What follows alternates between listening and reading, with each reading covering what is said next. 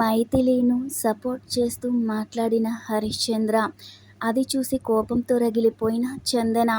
వారసురాలు serial August 19 episode పూర్తి వివరాలు ఈ వీడియోలో మీకోసం. చందన మాట్లాడుతూ, వాలంటీర్లు వాళ్ళ డబ్బుల కోసం పనిచేస్తారు. నువ్వెందుకు మైథిలికి అంత ఇంపార్టెన్స్ ఇస్తున్నావత్తా అని సౌదామినితో అంటుంది. అప్పుడు హరిశ్చంద్ర మాట్లాడుతూ, నువ్వన్నది నిజం. వాలంటీర్గా వచ్చిన వాళ్ళు డబ్బుల కోసం మాత్రమే పనిచేస్తారు. కానీ మైథిలి ఎలాంటి త్యాగం చేసిందో నువ్వు కూడా మర్చిపోతున్నావు అంటాడు. మన కంపెనీ మీద చాలా దారుణమైన రూమర్స్ వచ్చాయి. ఈ మెడిసిన్ సక్సెస్ కాదేమో అని, ఈ మెడిసిన్ వల్ల ఏం ఇబ్బందులు ఉంటాయో అని ఎవరూ కూడా వాలంటీర్గా రావడానికి ఇష్టపడలేదు. ఆ సమయంలో మైథిలి చాలా గొప్ప నిర్ణయం తీసుకుంది అంటాడు హరిశ్చంద్ర. నిజంగా డబ్బు కోసం చేసేవాళ్ళు ఎంత రిస్క్ తీసుకోరుగా.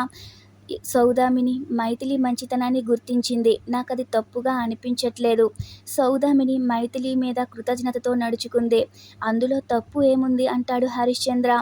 నువ్వు తీసుకున్న నిర్ణయం మంచిదే, కొబ్బరికాయ కొట్టించు అని హరిశ్చంద్ర సౌదామినితో అంటాడు.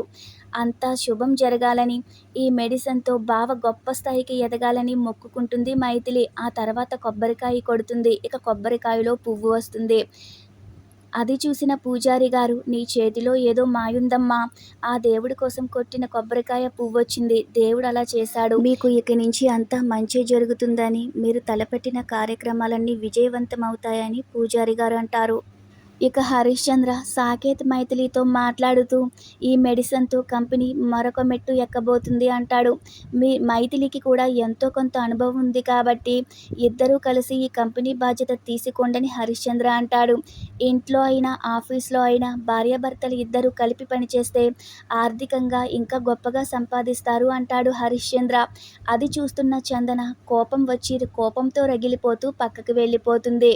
చందన మైథిలి గురించే ఆలోచిస్తూ ముందు కంపెనీలో జాబ్ కోసం జాయిన్ అయింది. ఈరోజు నాన్న కంపెనీ బాధ్యతలు తీసుకోమన్నంత స్థాయికి ఎదిగిపోయింది. ఇంకా ఇది ఇలాగే వదిలేస్తే నన్ను మించిపోతుంది. దీనికి దక్కిన గొప్పతనం అంతా పోవాలి. దీనికి పెరుగుతున్న మర్యాద అన్నీ నాశనం చేసేస్తాను.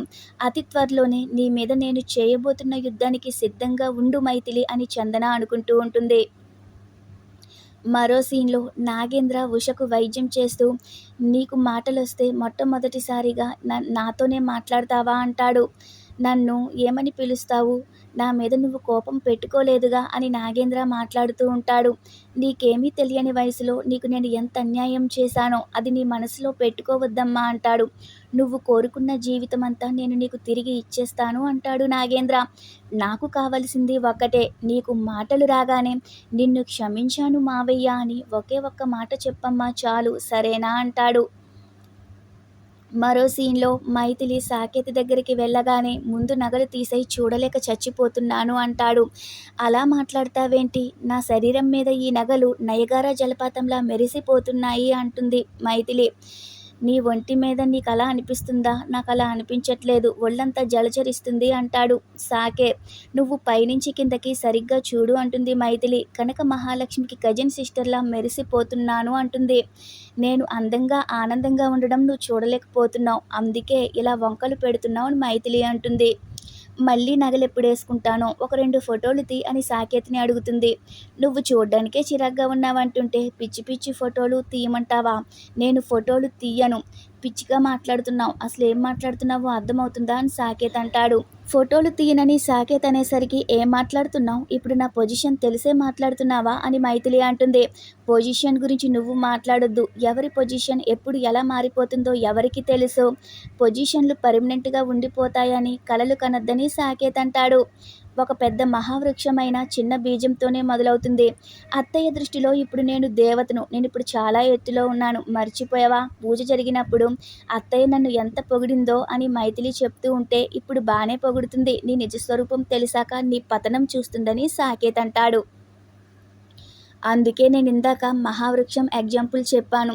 అత్తయ్య నా గురించి మొత్తం తెలిసినా కూడా, నేను ధరణి అని తెలిసినా అప్పటికే నేను గొప్పదాన్ని అయిపోతాను. నా గొప్పతనం అత్తయ్యకి అర్థమవుతుంది. అప్పుడు నన్ను ఏమీ అనదని మైథిలి అంటుంది. నువ్వు పగటి కలలు కనొద్దు. నువ్వు ఏదో ఒకరోజు కుప్పకూలిపోతాయి ఆ కలలని సాకేత్ అంటాడు. ఇంత ఓవర్ కాన్ఫిడెన్స్ వద్దు అంటాడు సాకేత్.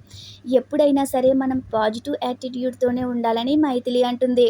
పూజలో నేను పాజిటివ్‌గా కోరుకున్నాను కాబట్టి కొబ్బరికాయలో పువ్వొచ్చింది అంటుంది మైథిలి. ఇటువంటి ప్రసంగాలు నా దగ్గర వద్దు అంటాడు. నీ చుట్టూ నెగటివిటీ ఉంచుకుని పాజిటివిటీ గురించి మాట్లాడుతున్నావు. అబద్ధాలు చెప్పి అందరినీ మోసం చేశావుగా అంటాడు సాకేత్. నేను అబద్ధాలు చెప్పినా, మోసం చేసినా నేను సాధించిన ఫలితం అందమైన కుటుంబం, అందరూ కలిసి ఉన్న కుటుంబం, ఆనందంగా గడిపే కుటుంబం. నా ఆలోచన మంచి కోసమైనప్పుడు నా తాపత్రయం నీకు అర్థం కావట్లేదా అని మైథిలి అంటుంది. నీ మనసులో ఉన్న ఆలోచన మా అమ్మకి తెలిసిన రోజున నేనైనా నిన్ను క్షమిస్తానేమో గానీ మా అమ్మ మాత్రం నిన్ను మెడపెట్టి బయటికి గెంటేస్తుంది అంటాడు సాకేత్. అదంతా ఎందుకిప్పుడు, అది వదిలేయ్. ముందు నాకు ఫోటోలు తీయని ఫోటోలకి ఫోజులు ఇస్తూ సాకేత్ చేత ఫోటోలు తీయించుకుంటుంది. ఆ ఫోన్లో ఉన్న ఫోటోలు చూసి మైథిలి చాలా సంతోషపడుతుంది. చాలా అందంగా ఫోటోలు తీశావు. ఇప్పటికైనా ఒప్పుకో, నేను బాపు బొమ్మలా ఉన్నాను అని మైథిలి అంటూ ఉంటే, సరే బాపు బొమ్మలానే ఉన్నావు. బయటికెళ్తావా? నేను నా పని చేసుకుంటాను అని సాకేత్ అంటాడు. ఇంత అందమైన ఫోటోలు తీశావు. థాంక్స్ చెప్పకపోతే ఎలా? థాంక్యూ బావా అని కౌగిలించుకుంటుంది. ఇక నేను నీకు శత్రువులా కనిపిస్తున్నాను. ఒక్కసారి ఆలోచించు. అంతా బాగుంటే నన్ను చిన్నప్పుడు నువ్వు ఎంత ప్రేమించావో ఇప్పుడు కూడా అంతే ప్రేమించేవాడివి కదా. ఏదేమైనా నా సంకల్పం గొప్పది. ఆ సంకల్పంతో మన 2 కుటుంబాల్ని నేను ఖచ్చితంగా కలుపుతాను. నేను అనుకున్నట్లు అంతా మంచే జరుగుతుందని మైథిలి సాకేత్‌తో చెప్తూ ఉంటుంది. మరో సీన్‌లో ఉషకి నాగేంద్ర మందు పట్టించబోతూ ఉంటే అది షర్ట్ మీద పడిపోతుంది. ఇక జయంతిని పిలిచి ఈ మందు తాగించు అంటాడు. కావాలంటే మీరే క్లీన్ చేసుకునొచ్చి తాగించండి. నాకిటువంటి పనులు చెప్పొద్దని జయంతి అంటుంది. ఈ మందు ఎక్కువసేపు గాలికి తగలకూడదు. అందుకే తాగించమంటున్నాను. ఈ మాత్రం చేయలేవా అంటాడు నాగేంద్ర. ఇక జయంతి ఉషతో మాట్లాడుతూ, ఈ ఇంట్లో మా ఆయన నీకు సేవలు చేయడమే నాకిష్టం లేదు. నా చేత కూడా సేవలు చేయిస్తున్నాడు. అంతా నా కర్మ అని తిట్టుకుంటుంది. అప్పుడు నాగేంద్ర వచ్చి, ఆ అమ్మాయి అమాయకురాలు. తన మీద నీ ప్రతాపం చూపించకు. ఆ మందు తాగించడానికి ఎందుకు అలా మెలికలు తిరుగుతున్నావు అని తిడతాడు. ఇక వెంటనే ఈ పిల్ల గురించి నా మీద అరుస్తున్నారేంటని జయంతి ఆ ఉషని తిట్టుకుంటూనే ఉషకి మందు తాగిస్తుంది. మరో సీన్‌లో సాకేత్ ఇంటికి బయలుదేరుతూ చందన ఇంకా ఆఫీస్‌లో వర్క్ చేసుకోవడంతో చందన దగ్గరికి వెళ్దాం అంటాడు. ఇంకా ఆఫీస్‌లోనే ఉండి వర్క్ చేస్తుంది. ఇక దాంతో చందన అలా చూస్తూ ఉంటుంది. నేను అడిగిన ప్రశ్న నీకు అర్థం కాలేదా? నేను అడగడంలోనే అర్థం లేదనుకున్నావా? ఎందుకలా చూస్తున్నావు అంటాడు సాకేత్. ఇంటికి వెళ్లే ముందు నన్ను అడగాలన్న ఆలోచన నీకెలా వచ్చిందా అని ఆలోచిస్తున్నానని చందన అంటుంది. అదేంటి, నేను ఇంటికి వెళ్ళేటప్పుడు నిన్ను ఖచ్చితంగా అడుగుతాను కదా అంటాడు సాకేత్. అడిగేవాడివి, ఇప్పుడు కాదు. ఒకసారి గుర్తు చేసుకో. ఇలా నన్ను బాధ్యతగా అడిగి ఎన్ని రోజులైంది? నీ జీవితంలో చందన అనే వ్యక్తి ఉందని నువ్వెప్పుడో మర్చిపోయావు అని చందన అంటుంది. అలా అంటున్నావేంటి అని సాకేత్ అంటాడు. ఎందుకంటే దగ్గరగా ఉండవలసిన వాళ్ళని దూరం పెడుతున్నావు. దూరం చేయాల్సిన వాళ్ళని దగ్గర చేసుకుంటున్నావు అని చందన అంటుంది. ఎవరి గురించి మాట్లాడుతున్నావు అని సాకేత్ అంటే, మైథిలి గురించి అంటుంది చందన.